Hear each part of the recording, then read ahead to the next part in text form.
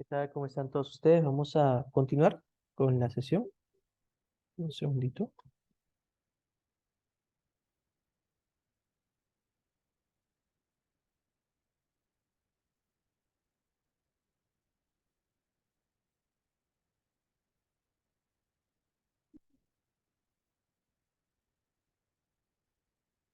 Muy bien, esto aquí lo habíamos revisado previamente, que era el tema de la teoría de la muerte de shock. Ya habíamos explicado por qué se daba la hipotermia, por qué se daba la acidosis. Y habíamos explicado también que dentro de la triada de la muerte por el tema de la pérdida severa de sangre, se iba a presentar también lo que viene a ser el tema de una coagulopatía. Entonces, para poder explicar lo que viene a ser el tema de la coagulopatía, vamos a hacer un pequeño repaso de un tema que ustedes ya han visto con bastante detalle el ciclo pasado en estructura 3, que viene a ser la hemostasia, ¿no? Recordemos nosotros, por aquí figura la palabra secondary, ¿no? Hemostasia secundaria. Recordemos que tenemos dos momentos de la hemostasia, ¿no? Dos eventos importantes. La hemostasia primaria, que hace referencia a la adhesión, la agregación junto con la activación de las plaquetas, eh, y este mecanismo viene a ser la hemostasia primaria, ¿no? Que tiene que ver con las plaquetas. Adhesión plaquetaria hacia la zona lesionada, agregación y activación de las plaquetas. Y tenemos a su vez también otro tipo de evento importante dentro de lo que viene a ser la hemostasia, que está relacionada con la eh, generación, con la génesis de la malla estable de fibrina, en la cual para formar dicha malla estable de fibrina va a intervenir unas moléculas importantes conocidas como los factores de coagulación. Entonces, esta hemostasia secundaria hace referencia a la activación de estos factores de coagulación que actúan en forma de una cascada, ahorita los vamos a conocer, para poder formar la malla estable de fibrina. Entonces, el producto final de esta cascada de coagulación viene a ser la formación de la fibrina, que ya ustedes han visto el sustrato, ¿no?, de la fibrina, que es el fibrinógeno, que ya lo habíamos visto previamente en inflamación sistémica, que era un reactante de fase 1. Ahí tiene usted una comunicación entre inflamación y la cascada de coagulación. Muy bien. Entonces es importante recordar que esta cascada de coagulación posee dos vías importantes. Una vía intrínseca y una vía extrínseca. La vía intrínseca va a iniciar su activación con el factor 12. La vía extrínseca inicia su proceso a través de la formación del complejo dado por el factor tisular, también conocido como tromboplastina, en conjunto con el factor 7 activado. Entonces, el factor tisular o tromboplastina, junto con el factor 7 activado, inician lo que viene a ser la vía extrínseca. El factor 12 activado es el que inicia la vía intrínseca. Estas vías, intrínseca y extrínseca, confluyen en una vía común, a la cual pues se le da el nombre de vía común. Estas ambas vías van a terminar activando. ¿A quién? Al factor 10. Entonces, la vía común inicia cuando cualquiera de estas dos vías activa el factor 10. Y este factor 10, vamos a ver que termina en conjunto con el factor 5 activado, activando a la protrombina, que termina formando la trombina.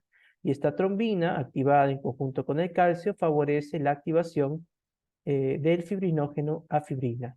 Y esta fibrina, que en un comienzo es soluble, pasa luego a recibir también otra modificación enzimática a través del factor de coagulación número 13, aquí no está, para formar la fibrina insoluble y así formar una malla estable de fibrina que reviste al trombo, ¿no?, que reviste al coágulo. Muy bien, entonces esto es más que nada un pequeño resumen que ahora vamos a ver con más detalle en la semana de sangre, de las patologías de la sangre, de cómo es que se da esta hemostasia secundaria, son los componentes principales de dicha cascada, cuál es el producto final de dicha cascada, y también importante recordar que tenemos ciertos exámenes laboratoriales que nos permiten a nosotros determinar si es que hay una deficiencia de estas vías, sea la extrínseca o la intrínseca. Tenemos, por ejemplo, al tiempo parcial de tromboplastina, ¿no?, que se resume como PTT, que nos permite determinar si es que hay una deficiencia en la vía intrínseca. Entonces no se olviden, PTT asociado con vía intrínseca. Y tenemos nosotros otro examen laboratorial que es el tiempo, ¿no?, el tiempo de protrombina. El tiempo de protrombina es asociado con la vía intrínseca, ¿no? Entonces, cuando el PTT está elevado, hablamos de vía intrínseca. Y cuando el PT, cuando el PT está aumentado, hablamos de vía extrínseca, ¿no? Entonces, eso nos informa a nosotros de deficiencias de ambas vías. Ahora, si es que tenemos nosotros ambos componentes elevados, estamos hablando que hay una afectación, ¿no? Si está elevado el PT y el PTT, tendremos un compromiso de la vía común. Aquí hay un pequeño resumen de lo que acabamos de comentar, ¿no? La vía extrínseca inicia con la activación del factor 12 y se evalúa con el tiempo parcial de tromboplastina, el PTT. La vía extrínseca inicia con la formación de complejo factor tisular, TF, y factor 7 activado y se evalúa con el tiempo de protrombina, o PT. El factor tisular, no se olviden, tiene como sinónimo la palabra tromboplastina. Continuamos. La vía común inicia con la activación del factor 10 y se evalúa con la alteración de ambos, PT y PTT. Ojo que estamos hablando de elevación. Cuando se altera la vía intrínseca, elevación del PTT. Cuando se altera la extrínseca, elevación del PT. Y cuando se altera vía común, elevación de PT y elevación de PTT. Aquí un dato interesante que ahorita lo vamos a ver a continuación, que viene a ser el tema de los factores de coagulación cuya síntesis depende de los factores de coagulación, cuya síntesis, cuya modificación post, transduccional depende de la vitamina K, ¿no? Por eso son los factores K dependientes. Aquí los tienen ustedes, ¿no? Es el 2, el 7, el 9 y el 10. Profesor, ¿hay alguna forma de recordar esto? Sí, note usted, mira, 2 más 7, ¿qué número me da? 9, ¿no? 9 más 1, 10, ¿no? De esa forma uno puede recordar, ¿no?, los factores K dependientes, que son preguntados muy frecuentemente en los exámenes de básicas, son a nivel nacional, y pues también se preguntan en los exámenes, ¿no?, de estructura 3, ¿no? Es importante que los repase usted, ¿no? Y tenemos a su vez también otras moléculas que ya las vamos a conocer ahorita porque forman parte de esta coagulopatía inducida, ¿no?, por el shock trauma, que viene a ser la proteína C y la proteína S. La proteína C y la proteína S más bien se encargan de evitar que se dé una sobreactivación de la cascada de coagulación, ¿no? Se encargan de protegerlo de una sobreactivación de la cascada de coagulación. Esa es la proteína C y la proteína S, que ahorita las vamos a conocer. Bueno, vamos a conocer a la proteína C, que es la principal involucrada en esta teoría de la coagulopatía inducida por el shock trauma. Entonces la proteína C se va a producir en el hepatocito, o sea, en el hígado. Y vamos a revisar nosotros como modificación post-transduccional, esta proteína C va a tener ciertos residuos de aminoácido que son de ácido glutámico, ¿no?, de glutamato. Y estos residuos de ácido glutámico se van a carboxilar, ¿no?, a través de una enzima que es la gamma-glutamil carboxilasa. Entonces se les da un residuo carboxilo a este ácido glutámico. Este residuo carboxilo que está viendo aquí, ya que se le ha pasado al aminoácido ácido glutámico de la proteína C, le va a permitir tener una carga negativa extra que le permita fijarse ¿a quién? Al calcio, que le permita fijarse al calcio. Esto es importante porque el calcio va a ser un cofactor importante en la activación de todas aquellas proteínas que sean K dependientes, porque la vitamina K, que ven ustedes acá, la vitamina K va a mediar, va a ser un cofactor importante en esta reacción enzimática que va a permitirnos a nosotros carboxilar a estas proteínas, ¿no? A los factores de coagulación 2, 7, 9 y 10, y a la proteína C y a la proteína S.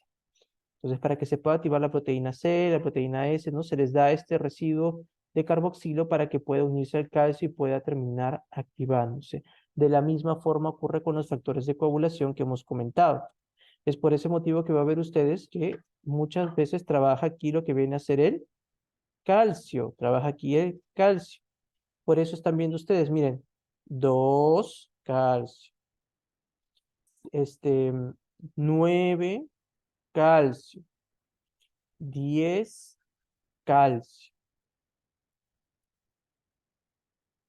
¿Ya? Entonces esta carboxilación es importante para poder favorecer la activación de los factores de coagulación en la cascada de coagulación y también para poder mediar la activación de estas proteínas que se encargan de limitar la sobreactivación de dicha cascada, la proteína C y la proteína S, siendo la proteína C la que estamos revisando ahorita.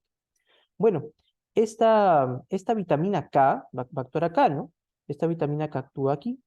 Vean ustedes cómo la vitamina K va a encontrarse en un estado reducido y va a recibir 2 electrones para poder mediar esta reacción enzimática de la carboxilación del ácido glutámico. Esta vitamina K oxidada, ¿no? Ya recibió los electrones. Y tenemos otra enzima que está aquí, que le permite, a través de otra reacción enzimática, reducir otra vez a la vitamina K, ¿ya? Esta enzima se conoce como la vitamina K epóxido reductasa, ¿no? Está la vitamina K epóxido reductasa. Profesor, ¿quién bloquea la vitamina K epóxido reductasa? O a la quinona reductasa, que también recibe ese nombre. ¿Quién la bloquea? La warfarina, ¿no? La warfarina. Recuerdan ustedes que la warfarina, ¿no? Es un medicamento que se da cuando los pacientes están en riesgo de desarrollar trombos, ¿no? Esta warfarina se da en dichas situaciones. Y se da, ¿por qué motivo? Porque me bloquea la vitamina K epóxido reductasa, evita que esta vitamina K oxidada se vuelva otra vez a reducir y evita pues que estos residuos de ácido glutámico se puedan carboxilar. Los residuos de ácido glutámico, ¿de quiénes? De los factores de coagulación 2, 7, 9 y 10. De esta forma estoy evitando, ¿no?, que se active la cascada de coagulación en esos pacientes que están en riesgo de formar coágulos, ¿no? Trombos, ¿no? Ese es el mecanismo de acción entonces de la warfarina.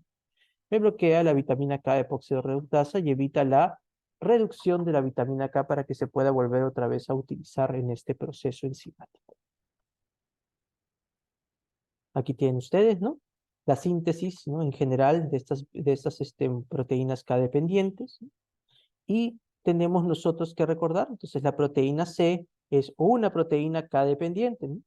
Es una proteína K dependiente que va a requerir la actividad de esta enzima gamma glutamil carboxilasa, que está aquí, para poder tomar un residuo de ácido glutámico de dicha proteína C y poder ser carboxilado para que pueda aceptar el calcio.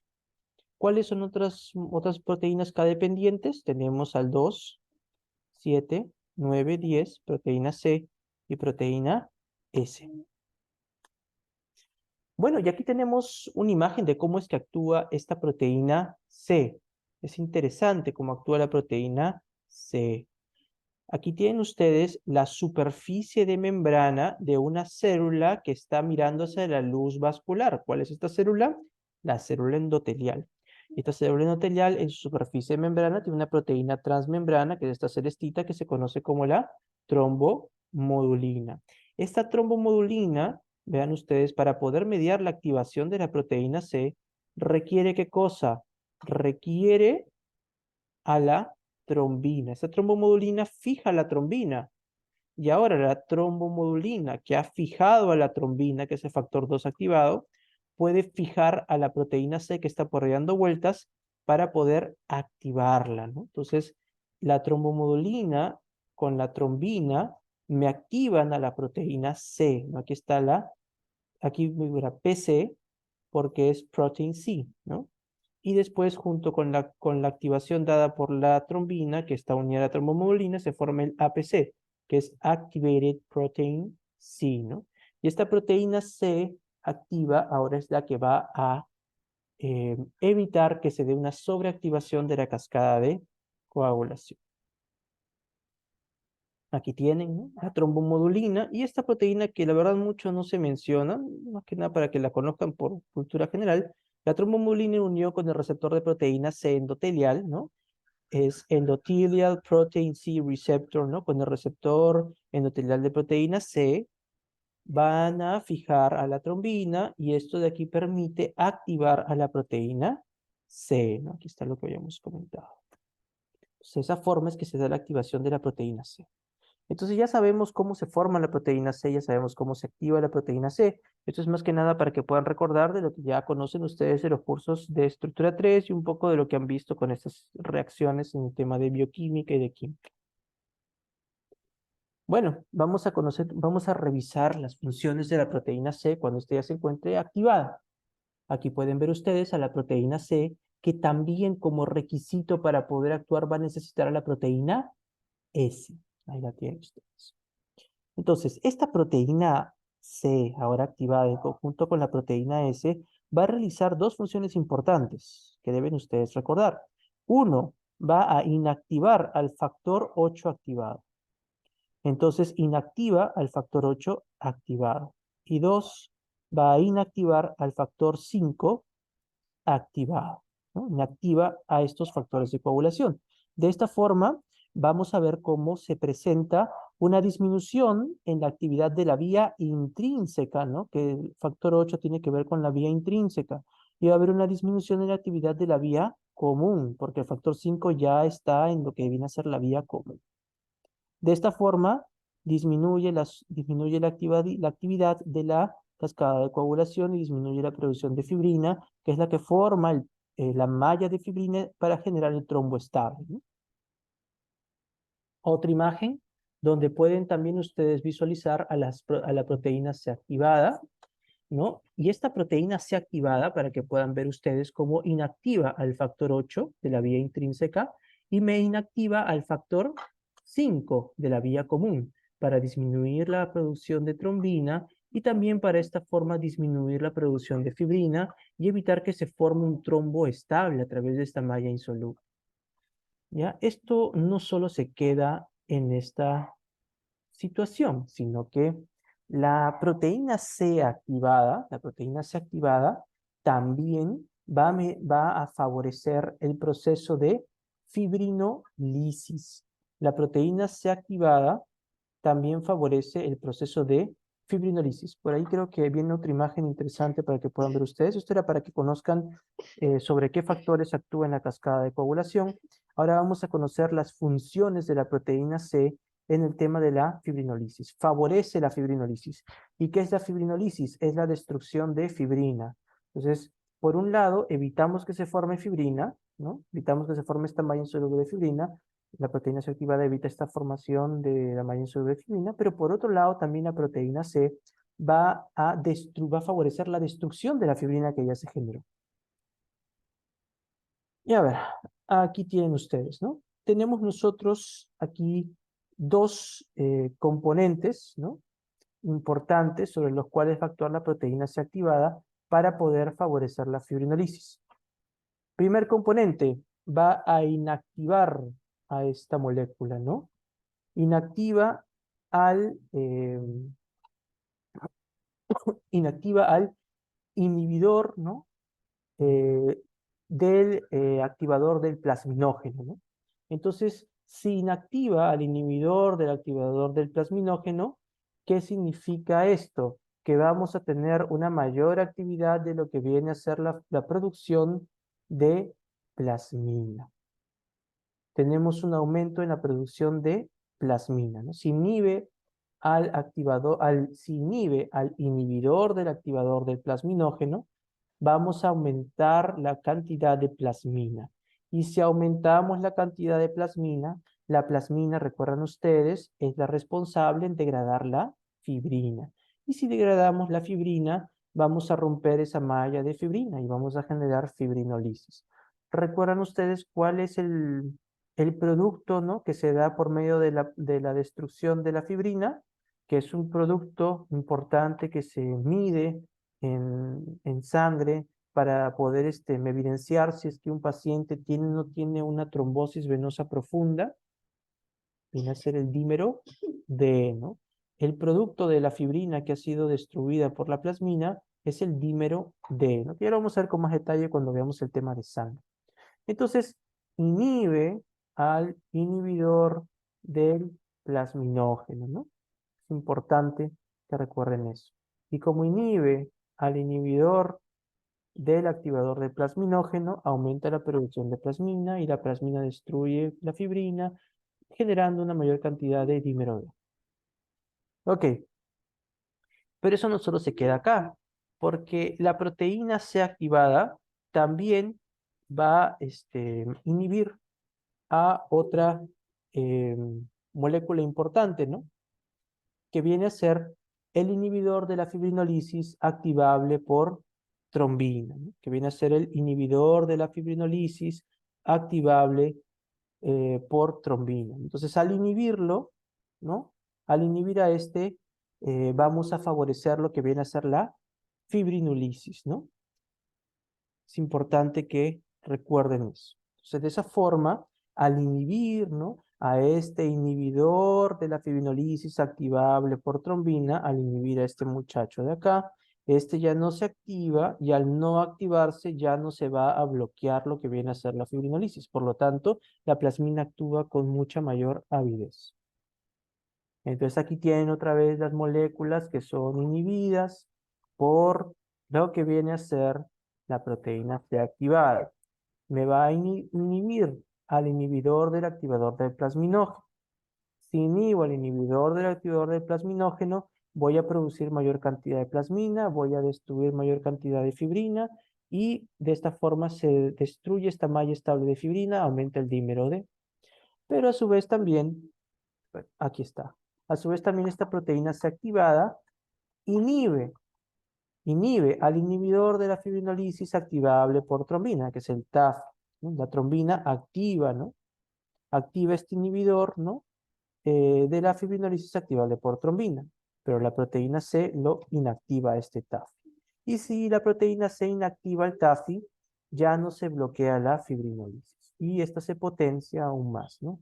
Entonces, estos son los dos mecanismos a través del cual la proteína C activada favorece la fibrinolisis.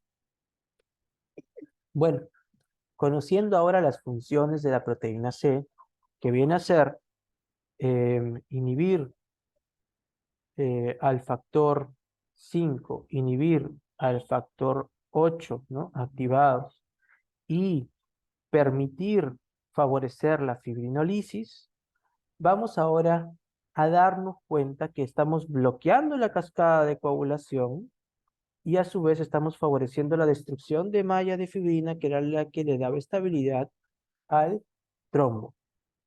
Esto es importante haberlo conocido porque nos permite entender la teoría de la coagulopatía del shock trauma. Entonces, en un estado de daño e hipoperfusión, vamos a visualizar nosotros que esta trombomodulina que estaba fijada al endotelio se va a desprender. Y al desprenderse esta trombomodulina, se va a unir con mayor facilidad a la trombina, va a terminar favoreciendo la activación de la proteína C, y esta activación de la proteína C me va a llevar ¿a qué situación? A un bloqueo, a una inactivación del factor 5 y una activación del factor 8. Y esto me lleva a un bloqueo de la cascada de coagulación. Ahorita estoy en hemorragia, estamos ahorita ya en la patología, estamos en hemorragia y estamos bloqueando con esta proteína C activa que se ha activado de manera anómala la cascada de coagulación. Entramos en una coagulopatía que favorece lamentablemente el sangrado.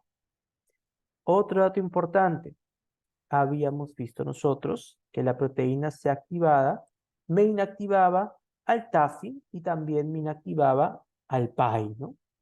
Me inactivaba al TAFI y me inactivaba al PAI, ¿no? Entonces, el PAI, recuerdan ustedes, era el inhibidor del activador del plasminógeno. Si inhibo al inhibidor del activador del plasminógeno, la plasmina va a terminar aumentando y va a terminar favoreciendo la fibrinolisis, ¿no? Y si inhibo al TAFI, ¿no?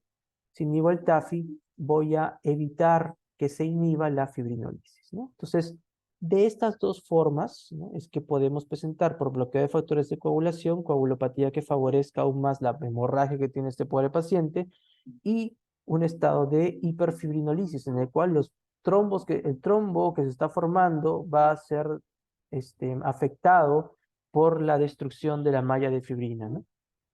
Este es un mecanismo entonces que favorece o complica el tema de la hemorragia en el tema del shock trauma, ¿no? Entonces es la teoría de la coagulopatía por el shock trauma.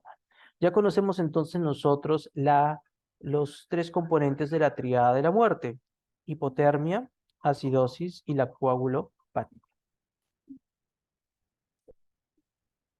Aquí está lo que acabamos de comentar. Ya lo pueden ustedes revisar, lo que acabamos de describir. Muy bien, ahora vamos a continuar con el tema de causas de shock hipovolémico hemorrágico, ¿no? Eso lo vamos a ver ahorita en un ratito en otro videíto. Vamos a continuar nosotros con el shock hipovolémico hemorrágico de origen intestinal. Ese va a ser el que vamos a revisar a continuación, ¿no? Vamos a hacer un pequeño descanso.